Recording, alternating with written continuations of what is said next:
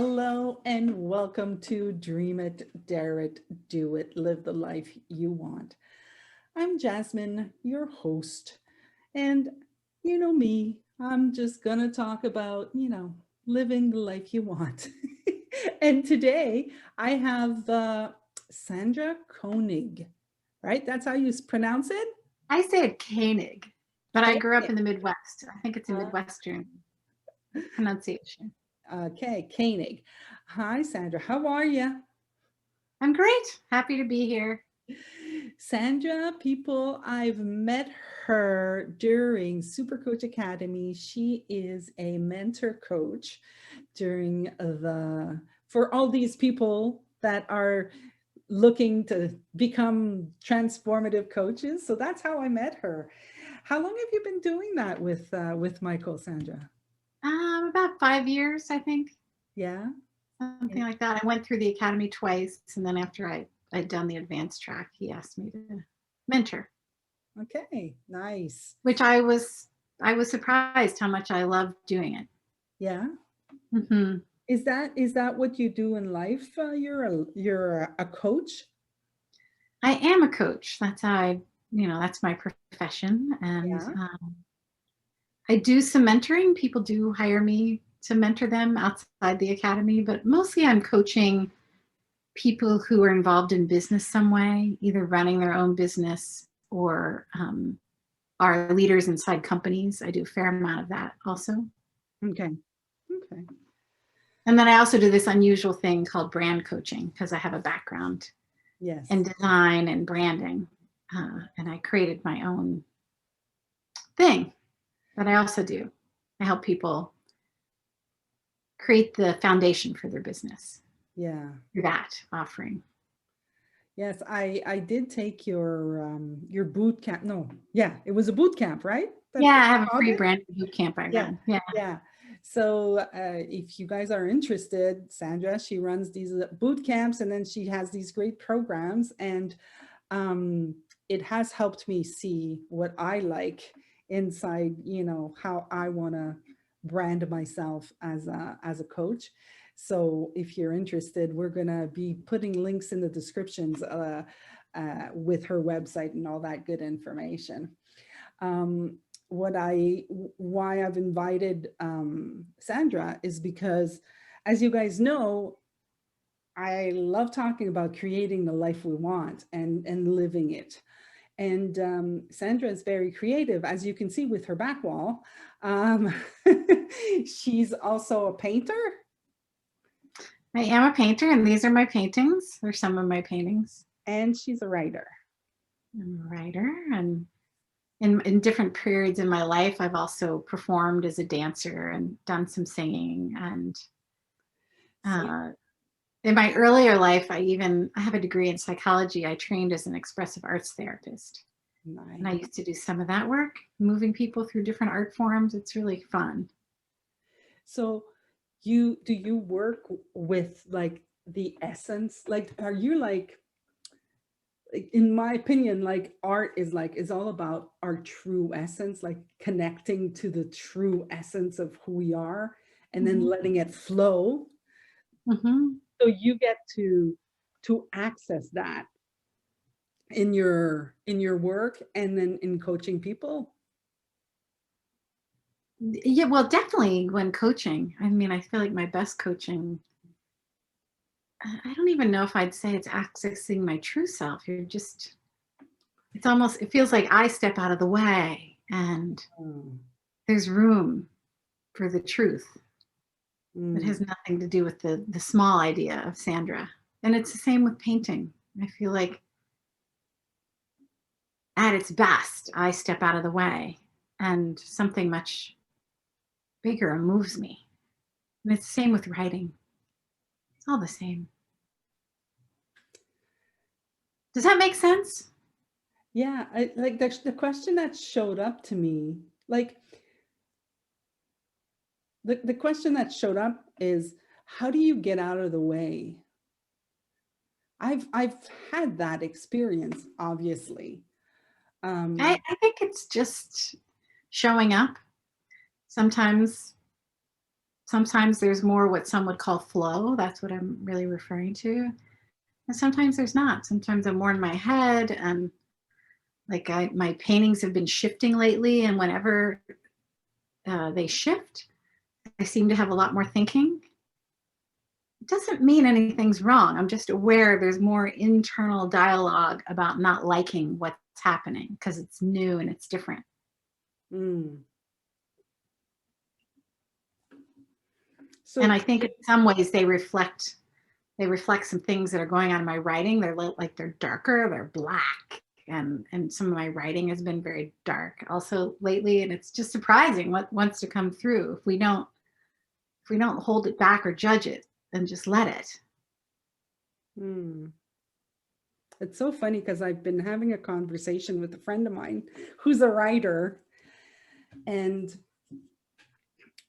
like I've never coached, you know, with respects to writing, you know, I it's not like that's what I do. I have no knowledge of writing or how it's done. I just know, oh, this sounded good and this didn't sound this didn't sound good. But the more that I'm into this conversation, the more I'm starting to see that like there's like distinctions that are showing up for me.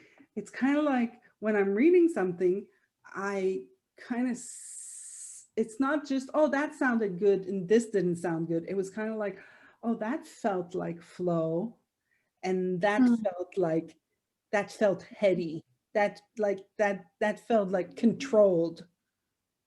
Hmm. Are you talking about your own writing? No, I was reading her writing. Oh yeah, yeah, yeah. You know, it was like she was asking me to read her writing, and I was reading her Yeah, writing, and yeah. I could literally see, oh, that really felt like, wow, that just flew by. But now that you said, are you talking about your writing? I can see that for myself too. I can see like when I'm writing something, sometimes it just comes out, it just pours, blah, blah, blah. And I'm just typing away, typing away, typing away. And then it looks great. And then other times, you know, I'm gonna be writing and it's gonna be like word, word. You know how it's just weird. I think to be creative, you have to be willing to let it be bad, Yeah. because it's never actually bad. It's just that we have, like, I certainly notice as soon as I step outside my comfort zone, my mind gets kicked up. And that's the nature of creativity. If you're going to create something that hasn't existed before, it is going to be outside some box you've created for yourself. It's very interesting because you know, just being in this conversation with you makes me realize how that's what I've done with my podcast. You know, like I really had no idea what I was going to talk about. I mean, and I think that you've experienced this, but once I get into the flow of it, and like I get to start, I dare, you know, like I had a, before you, I was with Win, you know, and I could, inside the conversation, I could see myself, you know, trying to control, okay, I'm going to go talk about this. And I'm in my head, I'm talking with him, but I'm in my head, I'm going to try to go talk to him about that. Oh, now that was bad. Don't do this. Don't do that. Okay, come back. And then I just kind of like noticed that I was doing that.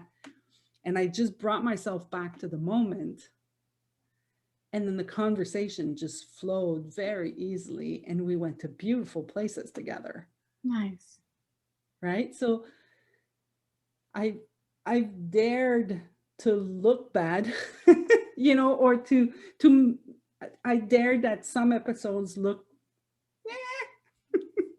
and others are just like, wow. But the more that I do it,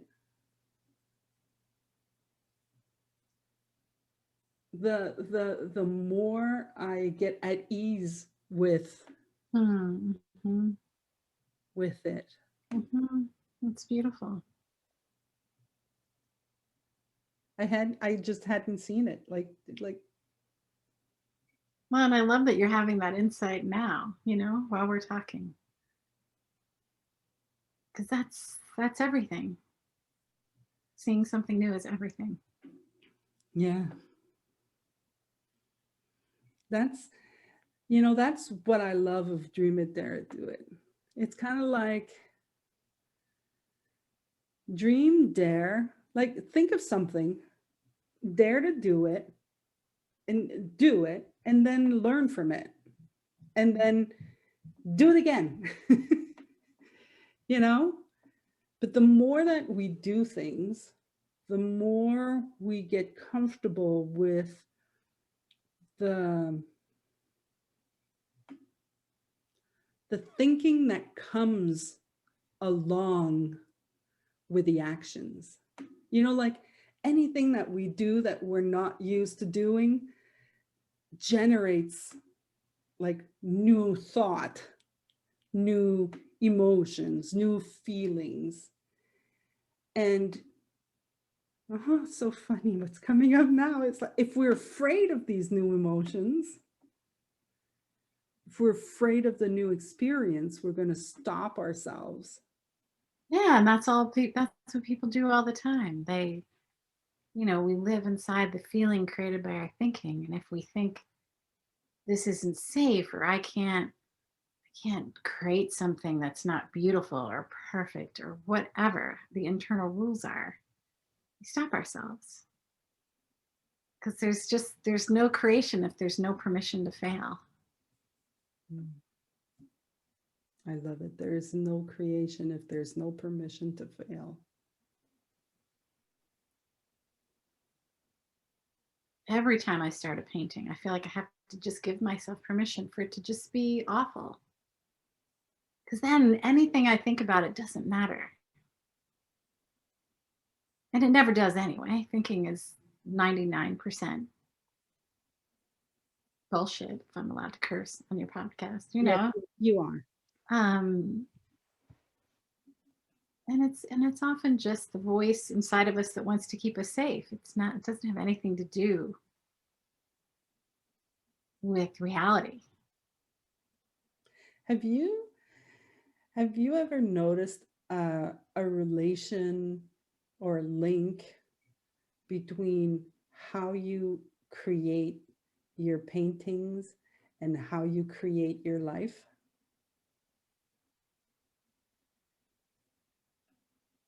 Sure. I mean, I feel like I live my life very intuitively, letting something guide me, and it doesn't need to look linear or make sense. And that's true of my whole life, but I've always been like that. I have not lived a traditional life in any way.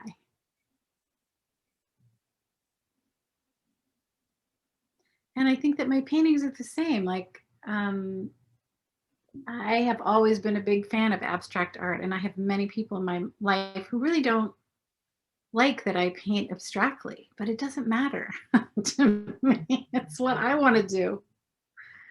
It's what I want to do, and it's what I love. I mean, I also have many friends who really like what I create. It's nice to have fans. Yeah. But love and support means a lot to me. Mm.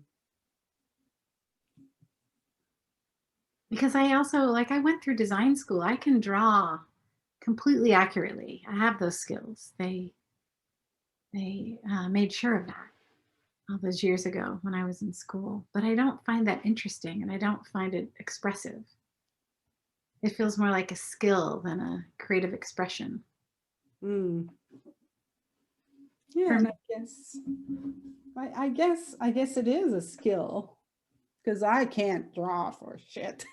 But if you spent, the school I went through was 5 years, and if you drew every day for a couple hours for 5 years, you would grow some expertise. Yeah.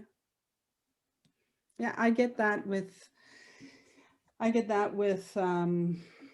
you know, my computers. And off camera we were talking about my singing. I remember when I was singing, you know, when I started doing my open mic nights, you know, the younger girls from, you know, that were sitting in the room and that were looking at me sing would come to see me after and go, oh, I can't wait to sing like you, you know, or I wish I could sing like you. And I'd be like, you know, like it's like hours and hours of practice, and it's just it is a skill. I'm not like singing is a skill. Well, and you also develop your vocal cords. You Yeah, develop your instrument during yeah, the practice.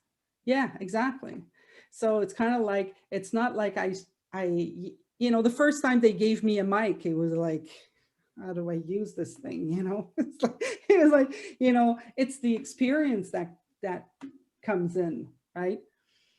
But once the tool, once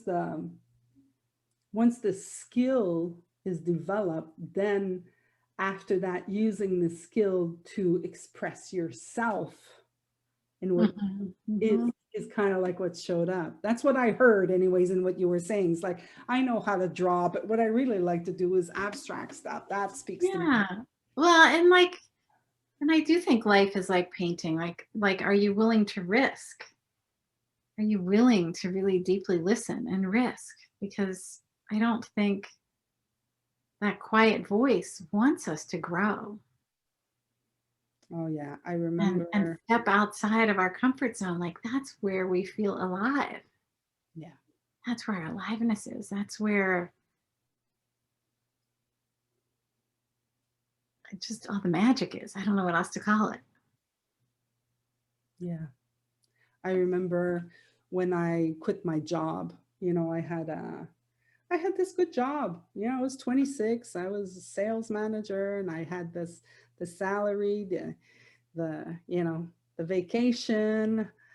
I had the title, had it all, you know, and I was like, can't do it. I just can't do it no more. And it's like I didn't have anything, and I quit. I was just like, no, I'm not gonna do this. I gotta find something that makes me come alive and makes me be like, I want to be I, the only word is alive, free, happy. It was kind of like doing what I wanted is what kind of came to me, you know? Mhm. But man, I mean, after 3 months, it was like the voice was like, you can't do this. Go back, go back, you know? And I had to not listen to that voice and keep staying on that path that I had started walking on. Mhm. And I think every year since, I've wondered, maybe not, I'd have to say maybe not in the past 5 years, I've stopped having that conversation. But every year I would have the thought, what am I doing? I got to go back and get myself a job, you know? Well, there's nothing wrong with taking care of yourself financially. Yeah. I think that often in the coaching world, we bump into the idea that it's all or nothing. And I'm often encouraging people to do what they need to do to have stability in their life financially while they grow their business. Yeah. And I'm not saying that you should take a job or anything like that, but I think that we have to be kind to ourselves on many levels. And that can look like a lot of different things. Yeah. And that can be created. Absolutely. Yeah. Yeah. I've seen creation differently in the past few years, where I used to think that it was like, well, if you were creative when you painted, you were creative when you were writing, you were creative. And then I had an epiphany because one day I was cooking and I was like, oh, wait, I think I have tomatoes. Hold on. And I left and I went to get tomatoes, and I think I have, wait, I have this thing I like that tastes good. Where is it? You know, and I started creating my meal, and it was like really, really good. And I saw myself do it. And I was like, Well, look at that. I'm a creator. Like, I'm Mhm. creative. I've never seen it. You know, you think, oh, you have to be an artist to be a creator. No, no, no. And then I started seeing where I was creative. Like, Hmm. oh, I'm creative with computers. I'm creative with this. I'm like, I could see everywhere that I was creative. And it wasn't the the typical, I don't want to say typical, but the usual way, you know, like I would find workaround, like I was very good at creating workaround stuff, Mhm. you know, and I made that bad. So I would never call it creative, but seeing myself create my meal made me see how I was creative in other ways. Nice. Nice. That's beautiful. And it's true. Like the arts, people think to be creative, you have to be involved in the arts in some way. And it's not true. You can do anything. Hmm. Like you're saying, you can do anything and be creative. Yeah. People are, we're living through this incredible technological renaissance where there's so much creativity in the world of technology. It's great. It's amazing to witness Yeah. and to have been a small part of it at the beginning. Like when I was a young designer, I was there to witness the beginning of desktop computing and what that did for design. And then how it's just exponentially grown every 10 years. It's incredible. Yeah. And that's just one aspect of our lives where we're witnessing incredible creativity. Yeah, I'm creating things, you know, with softwares that are out there now. And I'm like, wow, I'm good. You know, like whenever I thought, oh, I have to know how to draw, I just don't know how to draw. Like, you know, like I don't get the when I see somebody draw something that you look at it and you can almost touch it, Mhm. you know, like it really amazes me. Like, how do they see all the different colors? And you know, how do they know that if they make this darker and this lighter, it makes I just like it blows my mind.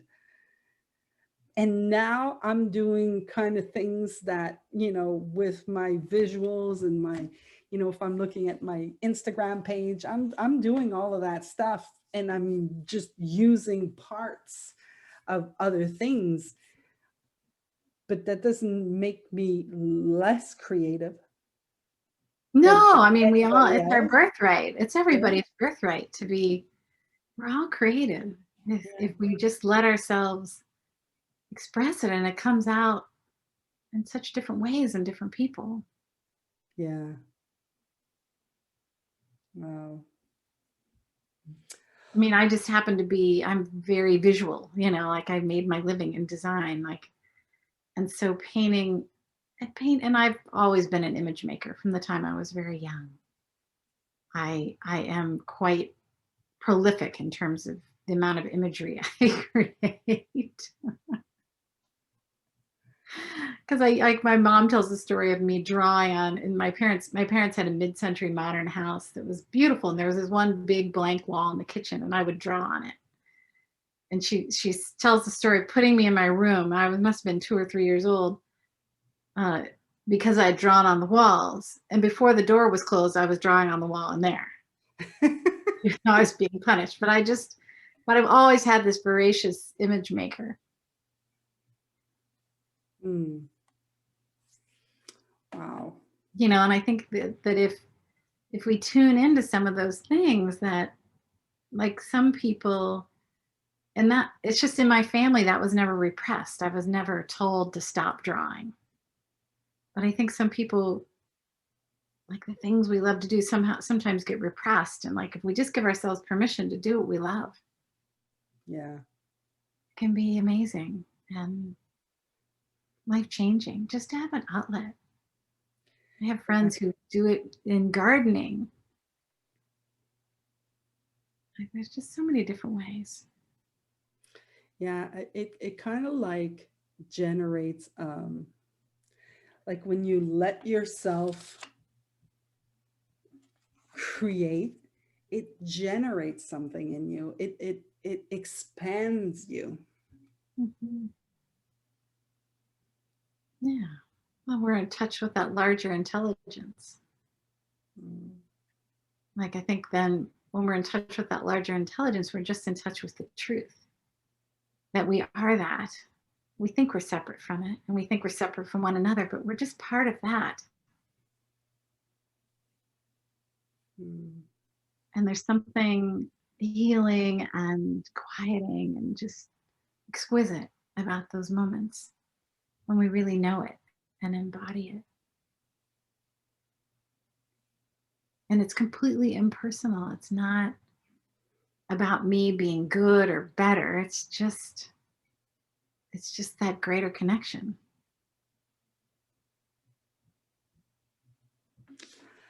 Well then, that was nice conversation, Sandra. let me let me ask you. So you've coached many people, you've talked to many people. Mhm.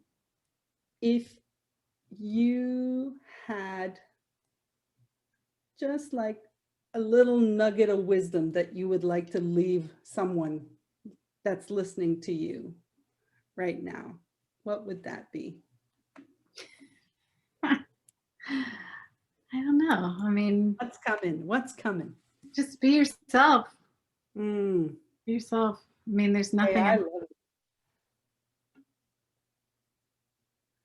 I love it. Okay. Well, thank you very much for accepting my offer. It was fun. Thank you for having me on your podcast.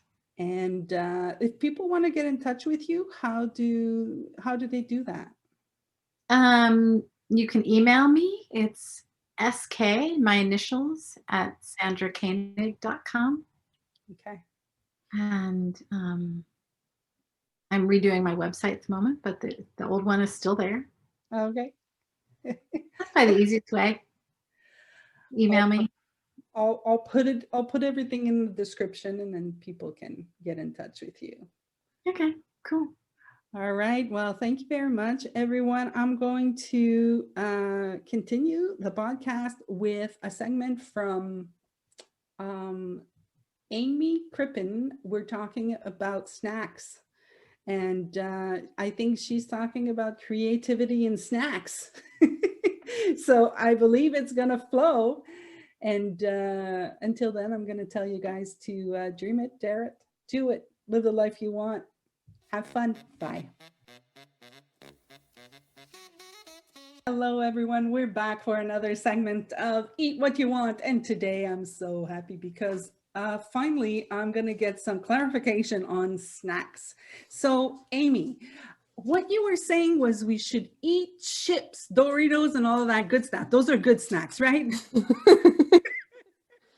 There's nothing inherently wrong with eating them. Like, I like chips. If I go to a party, I'm going to put them on my plate. But I like to put other things on the plate too. And this is actually like a very big requested thing that I get from my clients. They always ask me like, what should I eat for a snack? And I find that having snacks readily available for you when you're like leaving, when you're going somewhere, I love to grab like an apple or nuts or a banana, just like something I can just literally grab and go, right? Like I don't really need to do anything to it. And that really helps me while I'm out. If I get famished while I'm out, to maybe like prevent me from stopping to get like a sandwich or a fast food thing, and I can wait until I get home. It'll just hold me over. But I like to kind of make snacks look special and fun. And I like to take a little break from work, away from my computer. Okay. Do you eat in front of the computer? I do too sometimes. I'm not going to say that I never do. I very rarely eat in front of the computer, but what that says is that I don't eat, which is not better, I hear. Mm-hmm. Like I don't snack because I'm like, when I sit in front of the computer, if I get into a bulb, a bubble of inspiration, I'm going to be like on it. Like I could be there from 2 to 8 and I'm like, okay, I'm doing this, and I haven't eaten or drank. Yeah. Yeah. I That's, hear you. I've been there too. yeah. And snacks are a great way to actually boost productivity. Like our brain sucks up a lot of energy. So even though we're sitting here, like do it like brain power, our brain absorbs a lot of energy from our body, even if we're not moving our body. So I just really love, personally, I like to keep like rice cakes or toast, like on hand. I'll like to do like peanut butter toast, and I like to make it a little fancy. I'll put like sliced bananas and seeds and coconut and honey and just make it look like fun, and appetizing. I've seen your plates and I'm like, what the heck does she put on these things? Like the other day you sent me a picture of a toast, and then you had an egg, and I think it was hot sauce. Could it be hot sauce? Yeah, I think this is very good. I like I'm a very flavorful palate, so it's actually peanut butter and raspberry with a fried egg and sriracha on top. So it's a little like sweet, and yes, it's good. I know it doesn't sound good, but you should try it. And it's like sweet and hot and like savory at the same time. The pandemic is over. I'm gonna come over and you're gonna make me taste all of these things. Well, you had asked me something which I thought when I sent you that picture. So I actually ate before that. Like I had a yogurt and I had some nuts and stuff before that.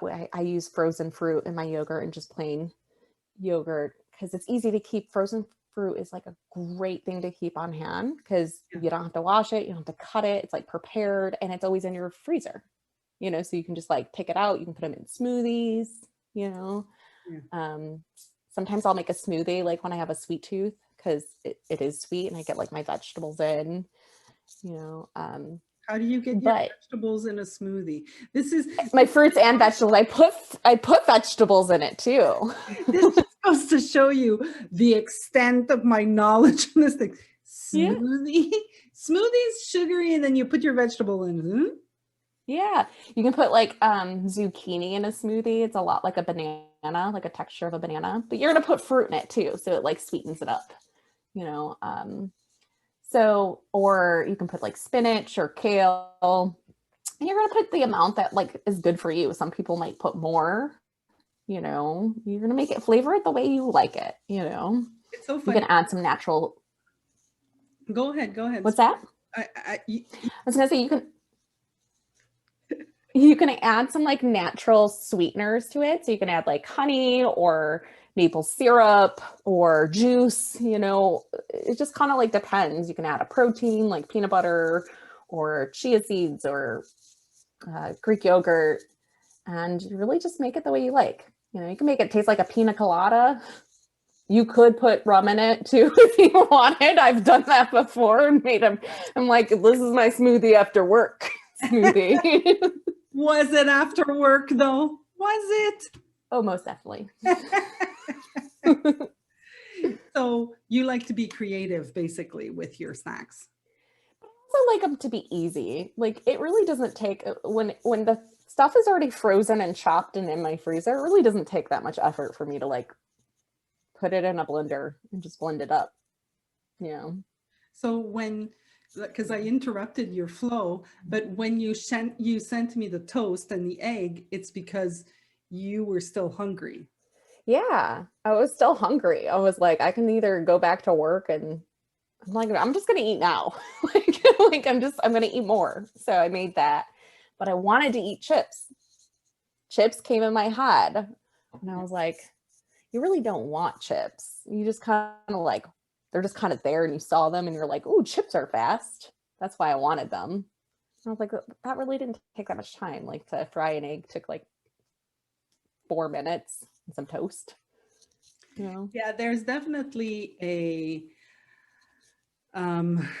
factor of quick like making it quick and easy, you know. And I think that a lot of the times the chocolate bars and the chips win because of that fact. And one of the things that I remember getting as I only have the French word in my head, as a advice. I'm going to use advice. It wasn't really advice, but a suggestion. Mm-hmm. Somebody said was just don't let yourself get starving, you know, like Mm-hmm. don't let yourself come to the point where you're starving and all you need, uh, like you just don't want to cook. The first thing you're going to grab is chips or a chocolate bar, you know. So I've been, you know, I've been pretty mindful of that. Um, and so I don't necessarily, I'm like, I was going to say, I don't have chips in my house. And then I lowered my eyes and there's a bag of chips right there. So I rarely have chips in my house. And I've actually noticed that they leave a bad taste at the bottom of in the back of my throat. You know, like I stay with an aftertaste. And so that when I notice this kind of things, you know, I just don't like having them anymore. You know? Yeah. So Yeah. Yeah. And you know, it's interesting.